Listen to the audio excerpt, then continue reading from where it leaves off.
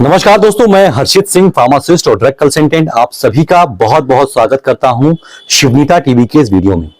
दोस्तों, मेरे एक दर्शक का एक सवाल था, वो सवाल काफी जेन्युइन था कि अगर गलती से हमने किसी पेशेंट को गलत दवा दे दी या फिर एक्सपायर दवा दे दी तो ऐसी स्थिति में क्या दंड मिल सकता है, क्या लीगल एक्शंस हो सकते हैं, इसके बारे में जरा बताएं। तो आज की इस वीडियो में मैं आपको ये तो बताऊंगा कि कौन कौन से दंड मिल सकते हैं, साथ ही साथ आपको ये बताऊंगा कि आप इससे बचाव कैसे कर सकते हैं, मतलब कैसे आप दंड से बच सकते हैं। पहले बात कर लेते हैं कि अगर किसी को आपने गलत दवा दे दी या फिर गलत एक्सपायर मेडिसिन दे दी तो ऐसी स्थिति में क्या क्या लीगल एक्शंस हो सकते हैं।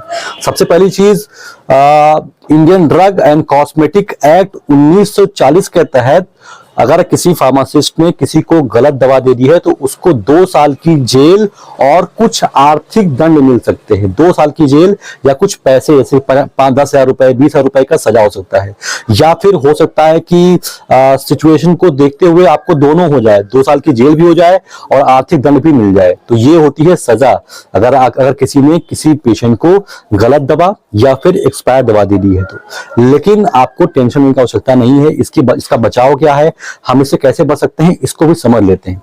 देखिए, सजा आपको तब होगी जब आपके ऊपर जो जुर्म लगा है वो सिद्ध हो जाए। अब जैसे मान लीजिए कि आपकी दुकान पर कोई कस्टमर आया, आपसे उसने दवा मांगी और आपने उसको दवा दे दी। वो दवा बाई चांस आपने चेक नहीं की, वो दवा एक्सपायर्ड निकल जाती है और फिर बाद में भाई साहब आकर के आपसे बोलते हैं कि ये दवा एक्सपायर्ड थी, आपने मुझे गलत दवा दे दी है। तो अब ये सिद्ध कैसे होगा कि आपने जो दवा अपने काउंटर से दी थी वो भाई साहब लौट करके जो आए हैं ये वही दवा लेकर के आए हैं या फिर कहीं और से लेकर के आए हैं, ये एक डिबेट का विषय बन जाएगा। तो मतलब क्या है, जब तक ये सिद्ध ना हो जाए कि वो दवा जो एक्सपायर्ड थी वो आप नहीं दी थी, आपके ऊपर कोई दिक्कत नहीं आने वाली है।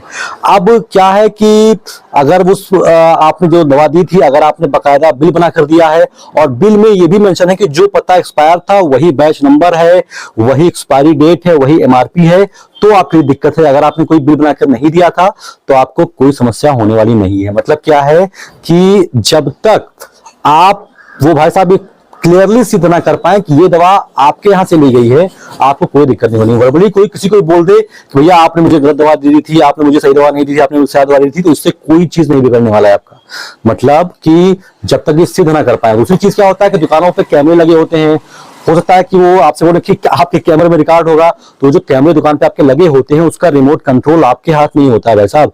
आपने अगर वो चाहे तो आप वो क्लिप काट करके अलग कर सकते हैं, उसको डिलीट कर सकते हैं, तो उस पर घबराने की बात नहीं है। मतलब ये है कि वो चीज आप अगर सिद्ध ना होने दें कि आपने जो दवा दी थी वो एक्सपायर्ड थी या फिर जो एक्सपायर्ड दवा जो क्लेम कर रहे हैं वो आपके यहां से ही ली गई है, आपको कोई दिक्कत नहीं होने वाला है। ठीक है, तो पहली चीज क्या करनी है कि आप कोशिश करें कि दवा जब दें तो आप उसको गौर से देख लें, सब कुछ चेक कर लें। अगर ऐसा नहीं होता है, गलती से मिस्टेक हो ही जाती है, तो बहुत ज्यादा घबराने की बात नहीं है, आपको फांसी नहीं होगा। आप कोशिश करें कि ये चीज सिद्ध ही ना होने दें कि वो दवा आपने ही दी थी।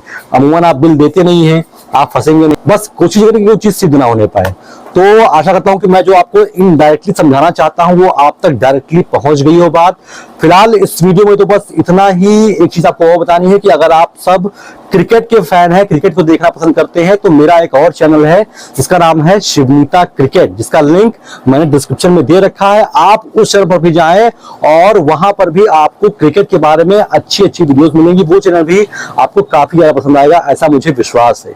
तो अगर क्रिकेट के फैंस हैं तो आप शिवनीता क्रिकेट पर जाएं, आपको काफी ज्यादा मजा आएगा। तो फिलहाल आज की वीडियो में इतने धैर्य से बने रहने के लिए आप सभी का बहुत बहुत शुक्रिया।